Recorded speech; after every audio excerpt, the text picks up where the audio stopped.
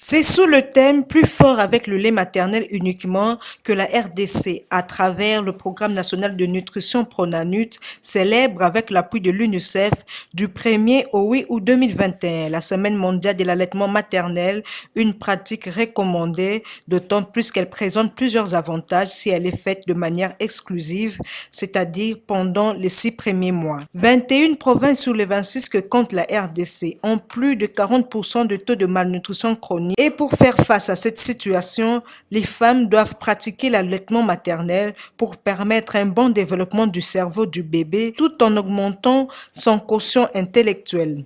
Le lait maternel constitue le premier vaccin chez l'enfant car il contient le colostrum et apporte tous les éléments nutritifs, y compris l'eau à 88%, et contribue à la prévention de la diarrhée et la pneumonie, cause majeure de la mortalité infantile.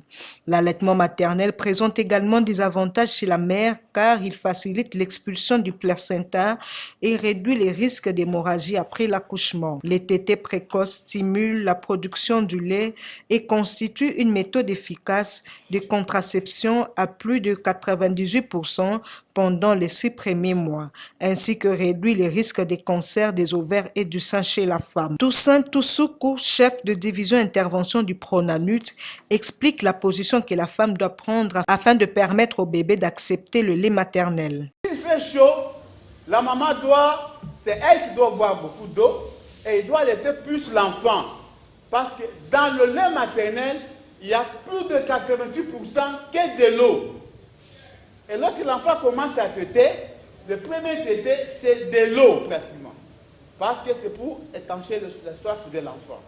C'est après que maintenant il y a tout ce qui est, donc tout ce qui est lourd, tout ce qui est nutriments dans le lait maternel. Je pense que les mamans le savent bien. Ce qu'on dit que l'amba biloko,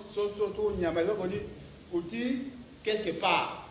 Et pour clôturer, le Pronanut a plaidé pour la vulgarisation du Code congolais de commercialisation qui interdit la promotion